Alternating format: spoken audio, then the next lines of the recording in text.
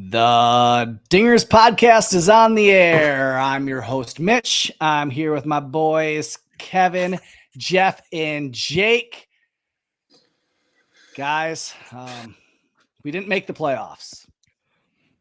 I know this might be a news to you, Jeffrey, since I don't think you watched the last week of the games because you were so sick of watching them, but we didn't make it. So that's not entirely true. Like, I watched good chunks of the Atlanta game. I thought maybe if I stop watching, it'll be like they'll start winning. So I would quit watching the game, and there'd be a little bit of a comeback brewing, but then it wasn't enough. Yeah. Did you make lasagna, Jeffrey? No, I didn't. See, that's totally on you now. You can't win 8 out of 20 games in the final month and expect to make the playoffs. You can't. That's no matter how many carbs I've shoved down my pie hole, it's not gonna help. Jake, how are you doing? Feeling good? Yeah, the only thing that bothers me is the fact that I got a notification on my phone that distracted me. The only thing that bothers me is that I got an ad on something today about buying Brewers playoff tickets. You do live in Wisconsin. Yeah, because I'm in Wisconsin. So of course, and that was just kind of, I was just like, shut the hell up. That's because the Cubs would not advertise playoff tickets. They just sell, you know? So I think that's the one thing that bothers me is that franchise still cannot, like, they have a solid team. They're in the playoffs. They won the division, and they still have to advertise their ticket sales. Did it have a picture of Brandon Woodruff on the ad? I didn't even give it the time of day. I watched it for like a second, and I was like, nope. As soon as I could skip it, I skipped. So smart. Well, I have the D-backs destroying them, so there's that, I think, which is crazy. The D-backs fell into the third wild card spot. Like, I didn't even know. No, I had to do a huge double take at the end of the Marlins ended up above them. Like, yeah, I was like, what? They lost 4 in a row, and the Marlins overtook them. I mean, yeah, if you say it fast enough, D-back sounds like D-bags. You're not wrong there, Jeff. Yeah, you're not wrong, Jeff. I think the thing there, like, who did they play in the final series? You know, the Diamondbacks. I know I talked about it last week, but I can't remember. It was a bad team, wasn't it? Yeah. Was it no? Well, was it the Yankees? No, it was the Astros. The Astros. Okay. Well, so that makes sense. They played one of the two teams that we were competing with for the last spot played the Mets, and that's why I got confused. But yeah, you almost wonder if it's like I think the Diamondbacks are going to match up way better with the Brewers than they would have the Phillies. Yeah. It's going to be really interesting to watch the Marlins pitching against the Phillies bats. So I think that worked out pretty well. You know, if the Cubs couldn't be in, I think that these wild card matchups, at least the NL wild card matchups, have not paid any attention to the AL. No idea what the wild card looks like over there. Yeah, But, the Mariners fell out of it at the end. Oh, I did see that. That. That's a bummer. Yeah, but no, I hope the D-backs just stick it to them. Yeah, just be too bad. It'd be too You bad. know, D-backs kind of, if you say it fast enough, it kind of sounds like D-bags. I noticed that just saying it. Just now. Yeah. All right. Well, tonight we're gonna hit up the highs and lows of this year, of this season. We kind of rode the roller coaster all together this season. There was some good things that happened. There was a lot of things that kind of pushed us forward, even to look forward to the next couple of years. And there were some things that were definitely disappointing, and some things along the road that we might even that happened. Like Dale Hosmer. He was on the team. They didn't remember that. Mancini, as you guys were talking about earlier. I think you guys mean Mancini. I think it's pronounced Mancini.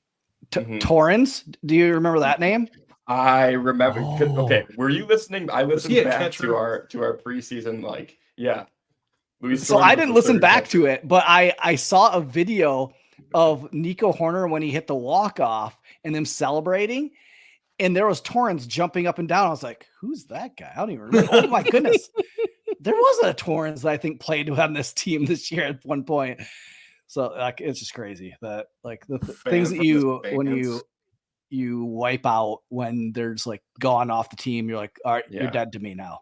But yeah, so we'll get into that, and then we'll do a little preview of what we'll use a lot of the winter off-season episodes to look forward and get into that. But as we wrap up, what are things that we want to happen in the future? We'll get into all that. So if you're in the comments, start sharing in the comment section your positives from the season, your negatives. We'll maybe touch on some of them as we talk, and as well when we get to the point where we're talking about what we want to happen for next year or this offseason, the musts that need to be happening.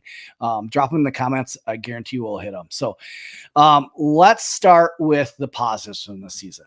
So let's start with Kevin. What were some positive takeaways that you had from this season that you'll look back and like, hey, this was maybe a step forward that we made as an organization, or this was just something that happened successfully this season that you think of? I got a few things that are coming to mind. The combination of Horner and Swanson up the middle was as beautiful as we thought it was going to be before the season. It was fantastic. Defensive was a great defensive combination. A question mark we had was that whole Nick Madrigal to third base thing, and that was not an issue at all. Like, he had the arm, he was able to do it, and he was able to take care of business over there. Kind of surprised. Alzolay, the closer, was an interesting development, and then to ride him basically for like all of August and July. Unfortunately, some things happened later on. I was actually talking with my middle son Keaton, and we were talking about the season overall. And I said, "Hey, by the way, remember we didn't sell. We actually bought at the deadline, and we bought the best third baseman that was out there. We got him on the team. We didn't sell off and get some pieces that are questionable then the next year or whatever." Which I took as a positive, some belief in the boys and getting them out there. Those are kind of my big things that came to mind right away, just kind of thinking through the season overall. What about you, Jeff? Well, Mitch, you're muted, but I can read lips. So Kevin took one of mine, and it was that we were not sellers at the deadline. We actually bought some stuff. Some negatives. We kind of fell into some old routines with cold hitting. We go in like stretches where nobody would hit, and it was a pretty, detriment to some of the games down the stretch. I think one thing they really need to work, like shore up the arm barn for next year. There's some pieces that are probably not going to come back. But overall, I'm calling the season a successful failure in the fact that we didn't sell, we bought, and we played meaningful baseball down the stretch, even though it didn't pan out the way that us Cubs fans wanted it to go. Yeah. So. But I'd like to quote Ian Mahan in his song, Silver Lining Are for Losers. Yes, we had a great season, but and that's what's tough, because we do want to say that like they met or exceeded our expectations this year, and a lot of people's expectations. And there was a lot of really good things. Like when I look back in the season, I'm still going to have a lot of positive vibes and positive thoughts about what happened this season. And it wasn't a summer of dread, especially from July on. There's that, but we're now at the point where we want to see some playoff games, and so that's where we need to look forward. But what are some other positives, Jake, that you would take on this season? Yeah, so I think one of the big ones for me was, despite kind of like look at the monthly numbers here really quick. despite a fall off a brutal fall off in August when we could have used him, Christopher Morel had a really good season. And I remember I re-listened to our preseason prediction podcast, and Jeff's favorite prediction was minor league player that will accumulate the most WAR for the major league team. And he loved the question so much that he couldn't make a prediction. He couldn't choose a player. There were too many good options. Yeah, that is who you said. That's who you said what you said. Yeah. I said Christopher Morel. I said it's kind of cheating because Morel didn't start with, but it's kind of cheating because Morel's played for the major league team, obviously, but he started in AAA. He did lead. He accumulated a good amount of WAR. I think I saw a tweet the other day that it was like 3 WAR. He still he did a good job in the time that he got, minus a really rough August. But the thing that's most encouraging for me is that in September, his strikeout rate went down. I just had it up, but I think it went down to 22% is what it was. It was either 22 or 27. Those 7s and 2s look similar in my memory. That's a big one. I'm going to say we already talked about Alzolay. Another positive that kind of leads into a negative, if I can, is the debut of Jordan Wicks. He had 3 great starts. I think it was 3, right? And then the 4th one is when things started to kind of go south. So Jordan Wicks, great start to his major league career. I fully expect him to be in the rotation next year, barring I think it'd be smart for them to get competition in spring training. And if he doesn't look good in spring training, then, either put him in a long relief role as a lefty out of the pen or give him some more time in AAA. And inevitably, as we saw this year, there will be a vacancy in the rotation, and that's when you bring him up. What are you going to think of next spring training when Wes Nesky is just pitching lights out? Are you going to buy into that this next year, or didn't we? Yeah, because I said that Wesneski was for sure he should have been the 5th starter, and he did get the 5th starter role, right? He started did. season, and we all saw how. Yeah, we all saw how. And somebody said that he would be pitching the first game in a playoff game. That's right. I really quickly though, that leads perfectly into my next point. Overall, the development that we needed to see from prospects to contribute to this team being competitive didn't really happen. From Mervis to Wesneski to Caleb Killian, man, I think that guy, he's Corey Abbott 2.0, but maybe not as good as Corey Abbott. It was tough to see in positions where we needed to have guys come up, specifically with the bullpen too, right? We can talk about the rotation, we can talk about Mervis, but the bullpen, as Kevin, did you say, who said that we need to bring in more arms next season? Yeah. I definitely think it as well. Jeff said it. I think my camera's flipped, so it looks like I'm pointing off screen, but I'm mirrored, so that way. But that was a big miss, because going into the season, it was kind of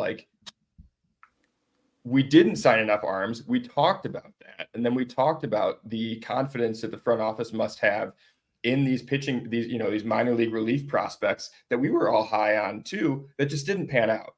Mm-hmm. Jeremiah Estrada, we thought he was going to be closing games by the end of the season. That didn't happen. There was another guy that we were talking about. Luke Little looked solid.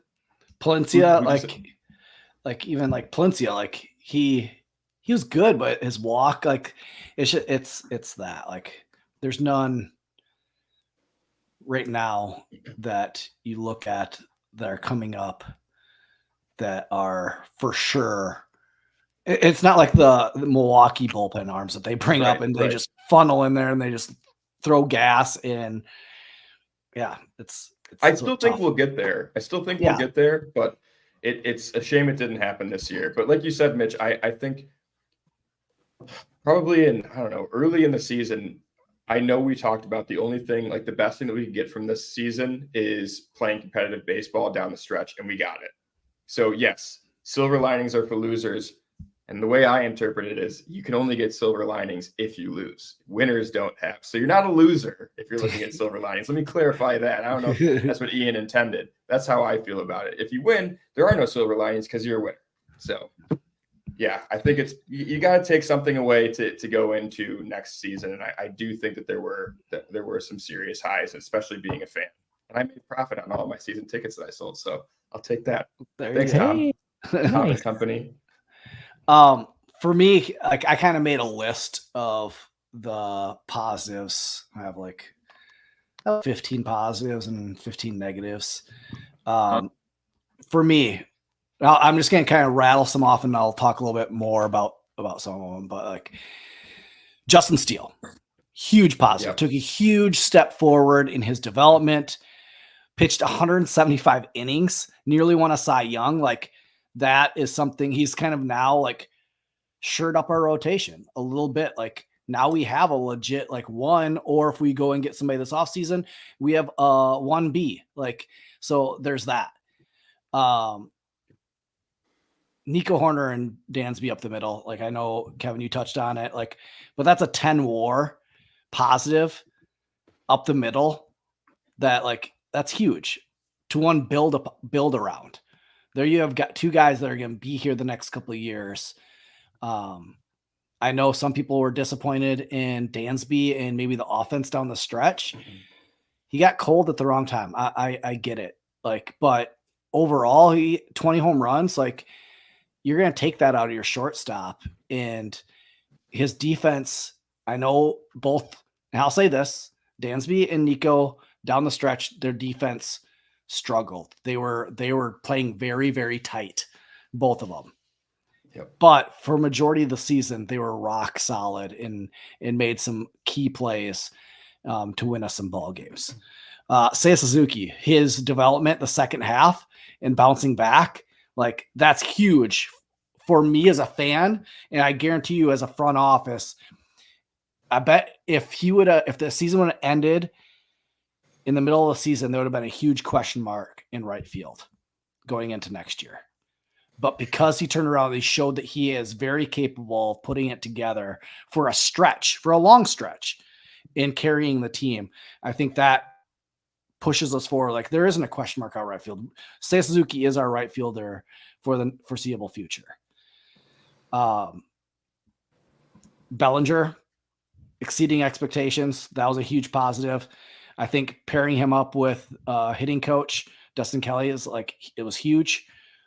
So kind of give high praise to even Dustin Kelly like that, like shows that we have the right hitting coach. I feel like a lot of people, Morel took a step forward hitting. Nico took a step forward hitting. So like the carousel of finding a hitting coach, like we kind of have a guy now that I feel like guys are progressing. And Cody being one of those. You touched on it, Morel, like in his development.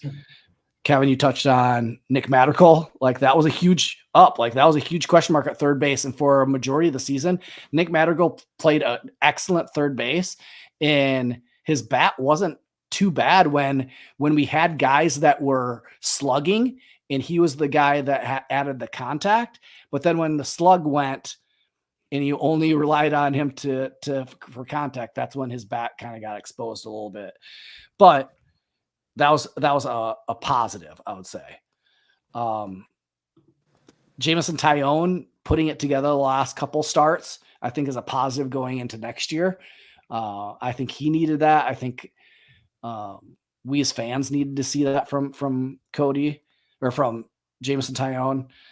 And I will go down even to the minors. I think the development of Cade Horton and Owen Casey and some of the guys that and Ben Brown and drafting well and getting Matt Shaw, like those are positives that are only going to carry us for the future. Like is huge.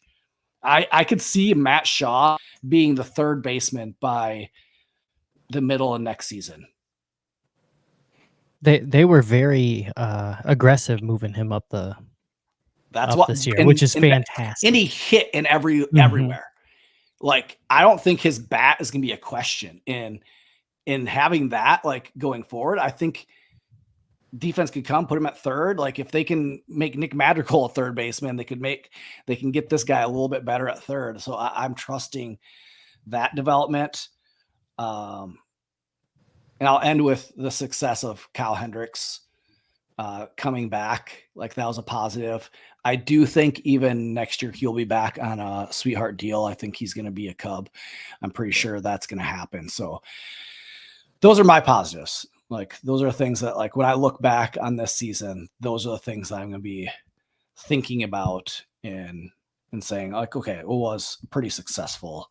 Oh, and getting extensions on Nico and Hap. I think that was more to show the fan base that they're willing to do that. So it kind of solidifies a core group that they're building around now. You got 4 or 5 guys. Yep. Now to the negatives. All right, Jeff, let's have you kick us off with the negatives of the season. What's your big negatives, negative takeaways from this season? I kind of feel like in the offseason they didn't do enough to really establish a dominant bullpen. To me, it was just kind of like pieced together, and it really affected the season. I mean, when you lean on the same 3 or 4 guys throughout the season to close out games, look what happened. Some of our best relievers missed a good chunk of time in August and September, which really was detriment to the final push to try to get that last wild card spot. And then the big negative is, we didn't make the playoffs for another year, but I think we have a solid base to build upon, and we're not going into this offseason. We're not farther behind the 8 ball. We're like even with it or just ahead of it. So we don't have like that many things to kind of fill in, I guess, is what I'm thinking at this moment. All right, Kevin, negatives. For me, a negative was, or some negatives were like first base was a question mark for almost the entirety of the season. We started off with which we kind of thought it was going to be a little bit until hopefully Mervis would come up and kind of potentially shore things up, or you could pair him. I don't know, pair him off somebody, but it did not work out well. I mean, for a while there, well, we had Dale, and then you had Mancini, and the Hosmer. I felt like they didn't wait. I don't remember them waiting too long to cut Hosmer, but I remember Mancini getting a lot of starts and everybody kind of going like a question mark. Then Mervis came up and struggled, which was one of those. I think everybody set some expectations pretty high for like what we were going to see from Mash Mervis, and that didn't work out. So I think that was a negative for me. The veteran relievers that we were planning to do the flip that we've done for years on really didn't pan out. Merriweather was pretty decent kind of down the stretch, but he had zones, and Fulmer and Boxberger felt like they were on the IL longer than they were playing for the team. Boxberger for sure, yeah. Yeah, which that happens, but when those were your 3, if I'm remembering correctly, those were your 3 kind of big guys that were going to be in the bullpen, and that didn't work out, and so then you lean on what happened, Alzolay and everybody else getting way too much time. A negative for me too was we lost a lot of really close games. Yeah. There seemed to be a lot of like kind of odd question marks at the end of games, kind of looking at stuff. I was reading a little bit about Mark Leiter Jr. and he lost one of his pitches. Was it a slider? His sinker. He lost his like sinker, which was his like wipeout versus lefty pitch, but we kept throwing him in there against lefties or in situations where he'd face lefties, and it just kind of, when he goes out there, he throws it like 2 times, has no idea where it's going, and then never goes back to it. Feel like should probably maybe give him a little time off from that situation. So a little bit of questionable use, but then again, who else was in the bullpen that was going to come out? I'm not really sure. his slurvy cider. I don't know. Those are kind of some negatives to me. Jake, what are you thinking? Yeah, I'd like to start with Scott makes a great point. The biggest negative was Jeff wearing a Packers shirt. And then behind that was the Cubs not winning for a week. Yeah, I mean, I touched on the kind of lack of development that we'd hoped to see. Kevin, I really agree with what you're saying about first base. Like the fact, and that's why they signed Hosmer and Mancini, right? Although it's a shame. I was okay in hindsight. I'm okay with them giving Mancini the run that they did because he had proven that he could do it more recently than Hosmer had. I remember being at Cubs convention and at the end of the night hearing that they signed Mancini, and I was ecstatic. It was one of those things where it's like they're doing it. Like they needed more than they did, and I think we all felt that when they signed Mancini. They needed to do more than they did, but it still felt like a positive step. Like obviously a positive addition. You kind of figure like between entering the season, you have to think that between Mervis, Mancini, and Hosmer, one of those three options was going to pan out as an everyday first baseman. You would have hoped. Right. And it was nothing. I can't believe we didn't try Barnhart at first base either. We tried Wisdom there too. He may have played some first base with the Reds. I wouldn't be surprised, but yeah, I mean, yeah, they tried everybody over there. Between Hosmer, Mancini, and Mervis, there was 419 at bats between them, and none of them panned out. Yeah, that's 419 at bats. That was kind of wasted. Not all of them, but like,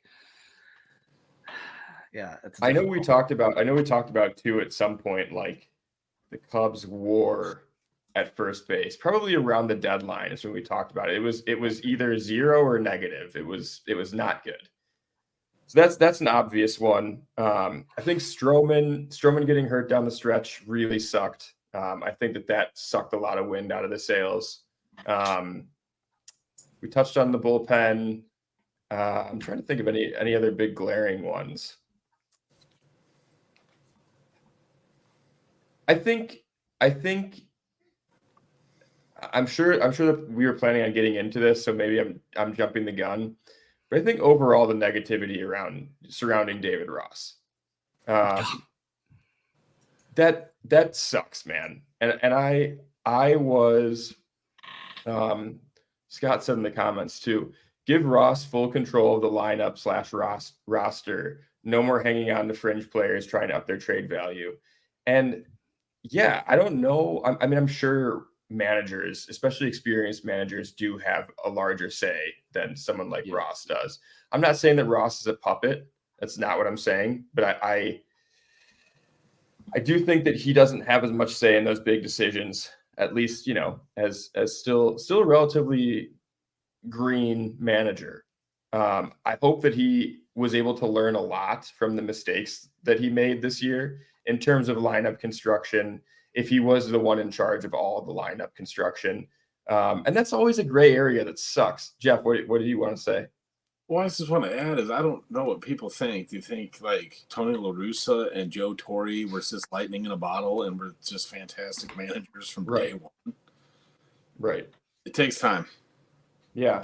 So I think the most interesting point that I heard today, listening to On the Waveland, Sahada Sharma was really, really hammering home the point that Ross brings something to the clubhouse that like you can't build over time.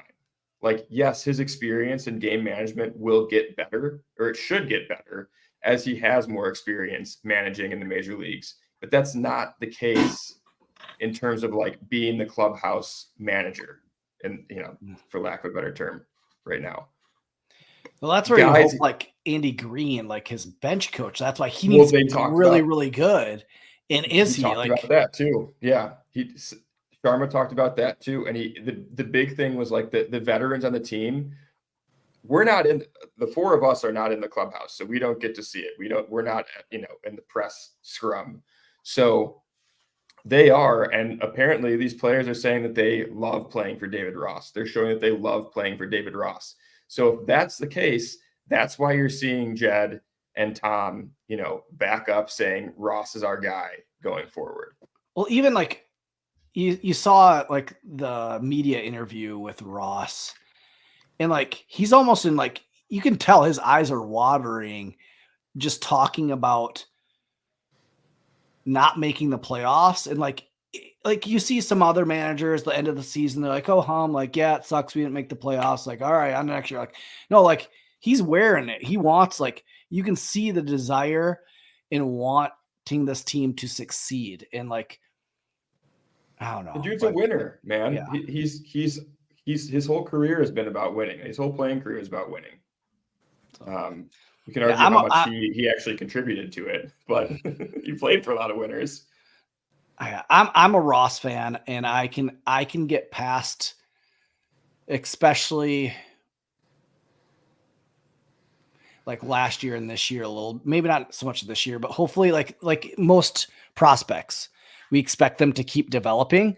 And next year, we're going to hold Ross to a little bit more, like the candle a little bit closer, because like our expectations are going to change a little. Like I could get away with a little bit of some of the maybe managerial mistakes where I feel like he just got outmanaged in some games. And there was some of those. If you can even say that, because like we just talked about, one of the big problems was the bullpen and lack of depth in the bullpen. So like, yeah, Ross got pegged with that unfairly a lot, like that his bullpen management was poor. I think the one thing that I could say that he could have done better, especially it showed down the stretch, was worked in more days off for guys throughout the season.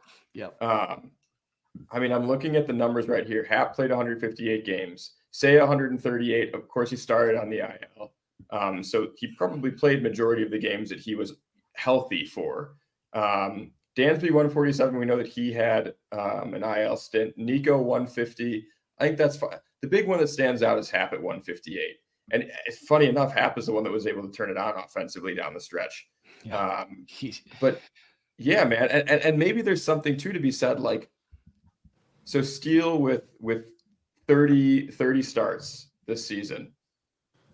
Do you find a way in there to give him an extra day when you know that this is a season that he's stretching out? And that's not just Ross's decision, but when you know that this is going to be the season where he accumulates his biggest workload, especially at a time where like you maybe start to see that the team is competing.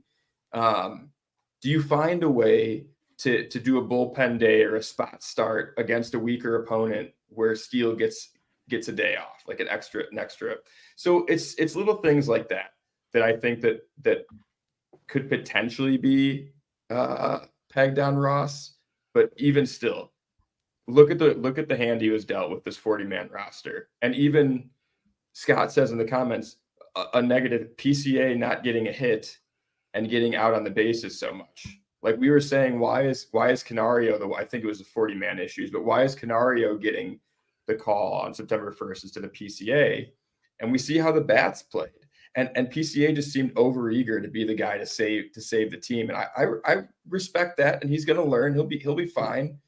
But yeah, man, the one thing that I'm worried about with him is the bat, Scott. Like I don't sound off, Scott. Let us know what you think. But I just want to say, Darren had a funny comment. Why did no one get Kyle Schwarber at first baseman's glove during his Cubs tenure? Obviously, I love it. It's a good point. But of course, we had Rizzo at the time. There was a guy. Yeah, there was a guy who was already a playing. Guy who was statue bound before he got dealt. But I get it. Totally get it. Yeah. My negatives on the season are this. Jameson Tyone, that took so long for him to kind of figure it out. Can't have that, especially out of your number 3 guy that you're expected, and the amount of money that we are paying the dude, like, needed to figure it out. The overall, just the bullpen mess. Like, I think Darren had a comment right away at the beginning.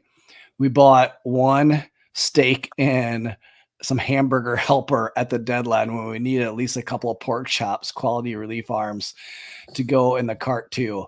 And yeah, like, but I think that was from the very beginning. Like, Yeah. we didn't set up, our bullpen was struggling from the get-go, and we had injuries, and then couple guys got really hot, and we rode those guys, and they just ran out of steam. Leiter, we rode so much, and when his pitch went away, like, it's gone. And then Elsley getting hurt, and so, like, there wasn't enough, and not enough quality guys on there. We've talked kind of the bullpen to death, like, over the course of the season. It needs to get better. And what I don't want is then for now Jed to sell the bullpen and, like, go out and get Josh Hader and go spend a ton of money on, like, Josh Hader's going to get paid. Would I love to get Josh Hader? Definitely, I would love to have him in the bullpen. But the amount of money, I think you could get 2 or 3 quality arms rather than one just stopper. Because even with one stopper at the end, and maybe the minor league guys take a huge step, and they are that. Maybe Estrada figures out how to throw another pitch besides a fastball. But we learned this season that even if those guys do take that step, we want them backfilling for studs that are already there when they inevitably hit the IL. So yes, I agree, and I hope they do take that step, but plan for them not to. Yeah. So, like, that leads into my negative of Keegan Thompson, his downfall. That was tough to watch and tough to see. Yeah. Hayden Wesneski, his kind of never taking a step and kind of regressing quite a bit. Like, that was tough to watch. Drew Smiley, his role in the starting rotation, just losing it. I mean, he started out the season really, really well, his first, like, 5 starts.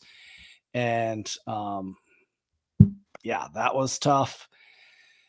Matt Mervis, that was kind of a big disappointment. I think all Cubs fans can say that, but I mean, he ended the Iowa Cubs season hitting pretty well. The Hosmer, Barnhart, and Mancini, they're -1 WAR together, and they had 486 plate appearances between those guys. Jeremiah Estrada, that was kind of goes back to the bullpen. That's kind of a negative. We were expecting him to be like the closer. I'll kind of say one of my negatives was not doing enough with the bullpen. Like, I think we were glad that they got Jamer because I think it filled a hole, but at the same time, it wasn't enough. And I think we all kind of felt like that. We were waiting that last day for them to do more with the bullpen, and it never panned out. And then you kind of saw, even when they got Quas, and then we pick up Quas, and then they just rode him to death until his arm fell off. So it's like him having to ride. Huh? I think you mean QS. No, it's Quas. But it shows, like, even when we pick up one guy, because we're so weak, we just rode him to death, and he pitched like every game. So it's like that's a huge negative for me. How about in 2016 when we got to roll this Chapman? Yeah, well, we had enough guys around him to get us, even though, like, I feel like in the playoffs, Hector Rondon was like, he was a solid closer before we picked up Chapman. Yeah. So we had him and Pedro Strop. Those 3 guys at the back end of the bullpen, like, that's pretty damn good. Travis Wood. Oh, that's right. That was, oh man, I still love Justin that game Graham. where he went out and played left field. Trevor Cahill. So yeah, like, but even during the playoffs, I think there was times when Madden didn't trust some of the arms and stuck with like 3, but that's in the playoffs. Like, you're going to go with your guys every single day. See, there's an off day built in there every 3 games. So you're going to kind of do that. Look forward. Let's look forward here. what needs to happen this offseason for us to take a big step forward next year? Kevin, what do you want to see Cubs do? And this is early. We're going to probably talk a ton this offseason what they need to do, but early reaction after the season. Early reaction. I'd like to get a couple of non-question mark relievers into the arm barn. Maybe some guys who are known to be good, not twists and turns, not guys that need a little help to be good. Some guys who we're going to be able to trust right away. Because we did lose some games at the beginning of the season because we were figuring out the arm barn and getting it all squared away. That's kind of number one for me. Number two is first base. Are we going to sign somebody back? Is that the goal? Are we going to go out and find a big first base name out there to bring in? Along with that, is it third base? That's the question mark that we're going to fill in. Maybe both. For me, it's relief pitching off the bat, though I know that we have more holes than that overall. Jeff, what do you think? I think we're gonna have to find a couple of starters because right now in my head going into next year we have Justin Steele and Jamison Tyone. I don't know. I have a question mark about Hendricks. I have a question mark about Stroman if he'll be signed. And he'll probably pick up, like, he'll take his player option. Think so? He's not, the way he pitched the second half, he won't make more on the open market than he will with his player. We're still going to need one more. And then somebody's probably going to have to fill the role of Cody Bellinger. I don't know. Just don't know if the Cubs are going to shell out the money that's going to take to sign him. I mean, he had a really phenomenal bounce back season, and I think he showcased enough at center field that a team's going to sign him to play center field. But he also did what the team needed, and he played first base when it was asked. Again, piggybacking on what Kevin said, first base is a question mark, or is third base a question mark? There's a lot of questions I have. And I don't think we're going to see it shape. I don't think we're going to see things take shape right after the World Series. I think things aren't going to happen until after the World or the winter meetings.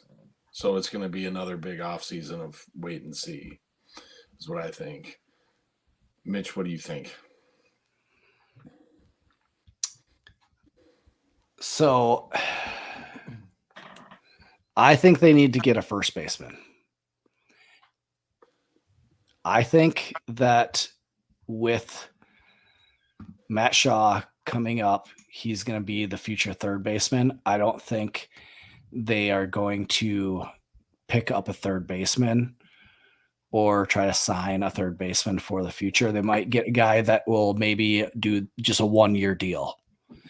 I think Matt Shaw's get what they're looking at for third baseman in the future. So that moves it over to first base. And I would trade.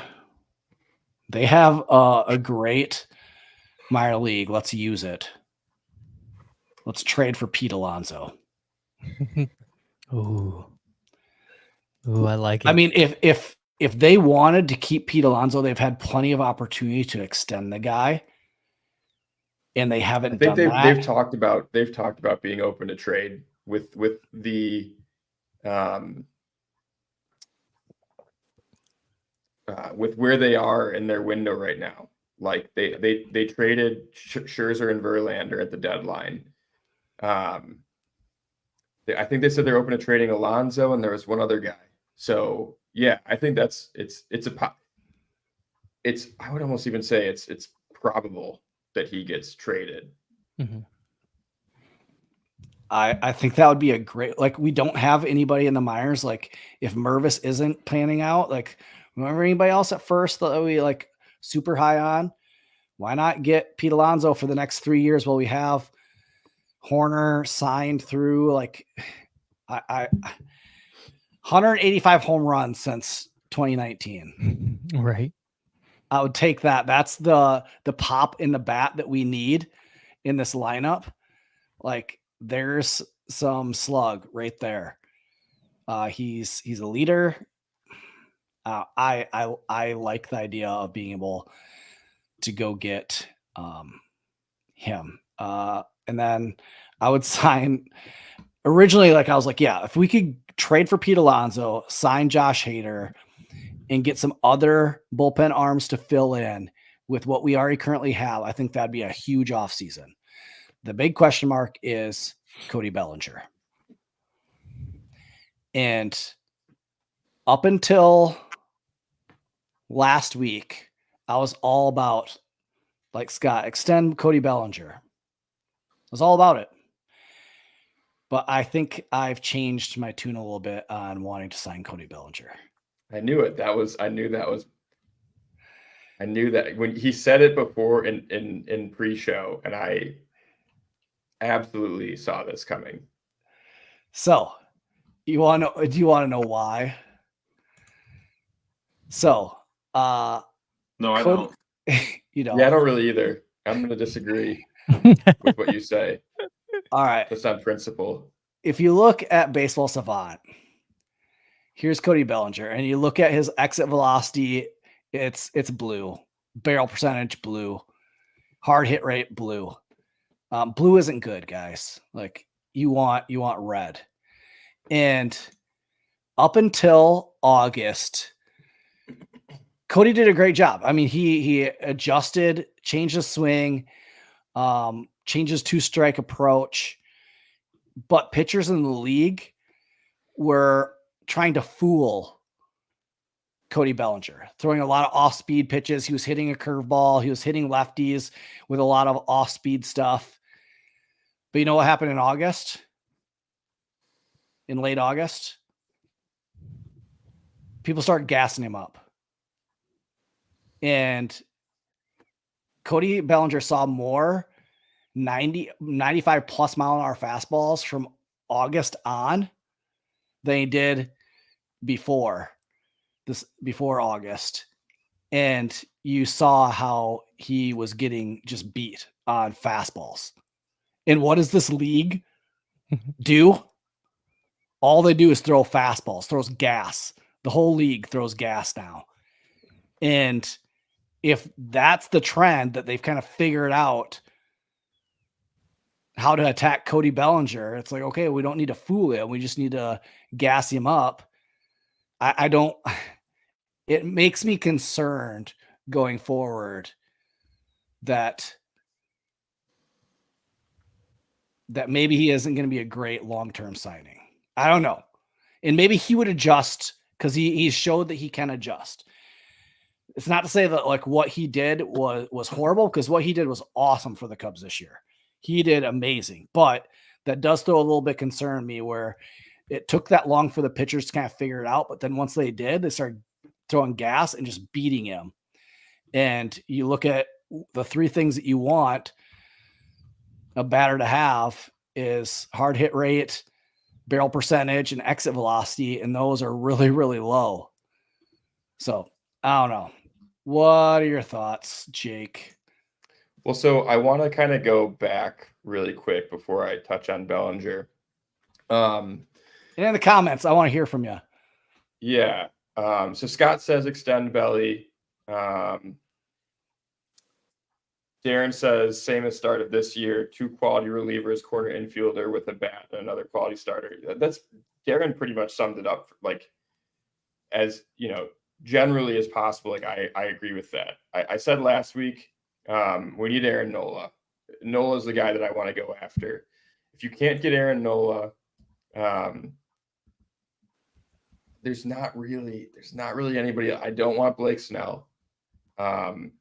There's no one else really there that I'm super interested in. Sonny Gray, maybe, but I'd want to get him on a short deal. He's coming off of a stellar year, but I don't want to overpay for him at his age. I think he'll be 33 next season. And you can't count on him to be an ace. The more interesting argument, I think, is I agree with you, Mitch, that we should deal from our prospect depth, but I think that instead of trading for someone like Pete Alonso, I would rather sign Cody Bellinger. Someone said that we had to convince him.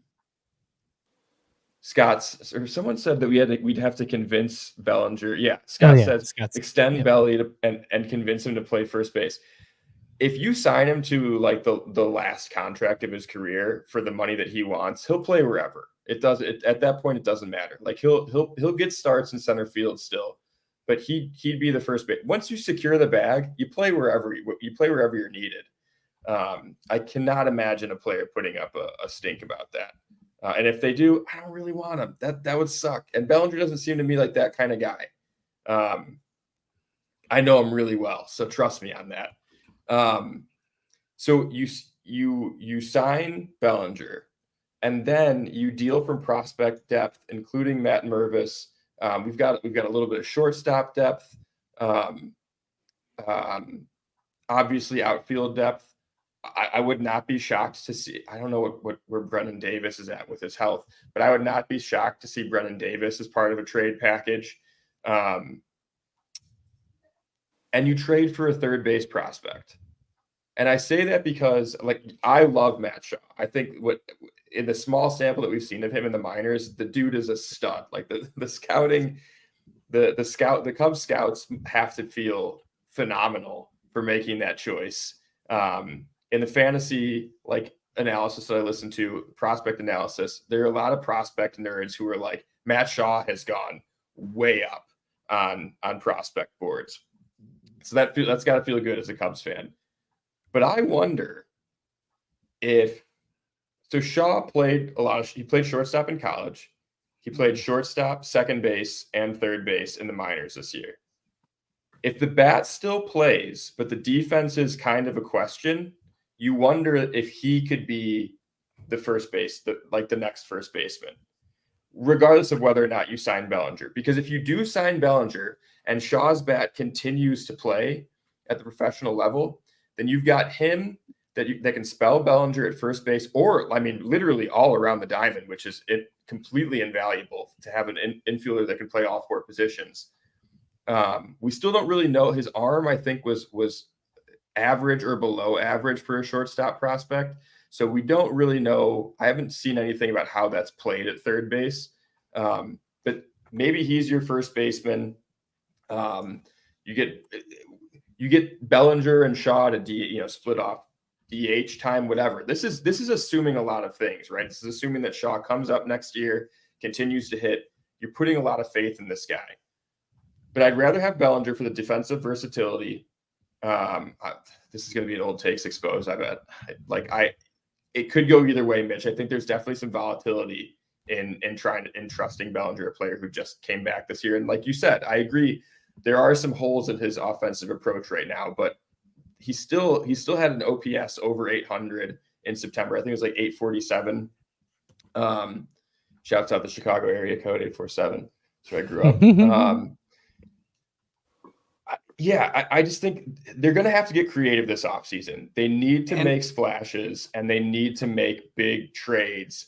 I would love to see them bring in. There are a lot of legitimate third base prospects out there. Some are blocked. I can't remember who. There's a guy blocked in Detroit, I think, and there may be a guy blocked in Baltimore. So make those trades. Make the trade. Scott from Iowa brought up Yamamoto. I brought him up last week. He'd be a guy that if Nola, either one of those two, I want to see in a Cubs uniform. One of those two. We need to shore up our rotation. You'll watch it here soon in the playoffs. The teams. Would you be shocked? How would you guys know that I'm the biggest Kyle Hendricks fan. I love Kyle Hendricks. I want to see him retire a Cub, but I also want to see the team win. Would you be shocked to see two free agent pitchers signed, let's say Nola and Yamamoto, and then the option on Hendricks would not be exercised? Would you be shocked to see that? No. I mean, I could see them doing that just because I think they're at the point they want to win. And I think they're feeling the pressure now even more so Yeah. from the fan base. Like, okay, Jed's now missed the playoffs in the first 3 years of his Yep. tenure as president. So Yep. So I think they could do that. Now, would they have the money? Will Jed spend to go do that? But in That's a doing good that, that's question. going to affect the offense. And then that's going to affect the relief pitching. And so like it affects more money. That's why it's like, I said it, like the Braves are who I wish we were like that, or like they have it set up where they have bought early on young players, got a really good deal. They're set for a while. Like that's also guessed right. Like they they really have trusted in their scouting infrastructure. but their scouting must be really good because even their bullpen arms, like they nail it. Like they have like just keep on hitting it with their scouting because they have guys at every position. Like that's all you could do. Like that whole series was just keep on tipping your cap because whoever they brought out of the bullpen was legit and was really good, and their lineup was a juggernaut from like 1 through 9. It's like every time Acuna would get on, and then Albies would hit him in, or he'd steal second, steal third, and then Albies would hit him in, and then you had Matt Olson and Austin Riley, and you're like, just go down the list. You're like, oh my goodness. This is what it felt like when the Cubs in 2016, like this another guy just moving the line. It's like, man, that feels good. It must be feel really good to be a Braves fan right now. No kidding. But like you were saying though, Jake, like that we could be there very soon because not only do they have a juggernaut of offense, they have a really good starting pitching. If we can make some moves, get Yamamoto, get Nola in with Steele, and we do have young guys coming up.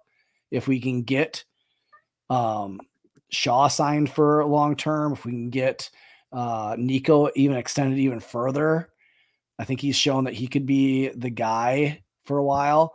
I'm still. I know people love PCA, and I do too. I love what he could provide, but that bat is a question mark for me. Like it is, Despite how he was playing in the minors, I was like, I still don't know if it's going to translate. He flashed the leather in the outfield. He whiffed at the plate, and he stubbed his toe on the base path. Yeah, and I just think he was. I think like what you said, he was trying to do too much, and he's gonna kind of come back and even out, but it's. He's not going to be putting up the offensive numbers that I think everybody expects.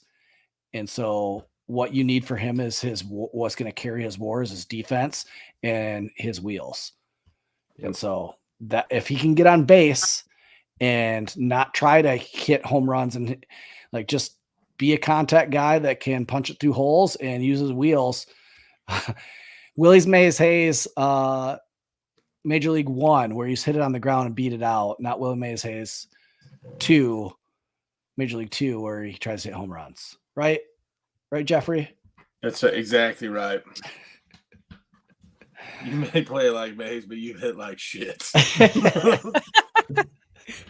You owe me 20 push-ups for every time you hit the ball in the air.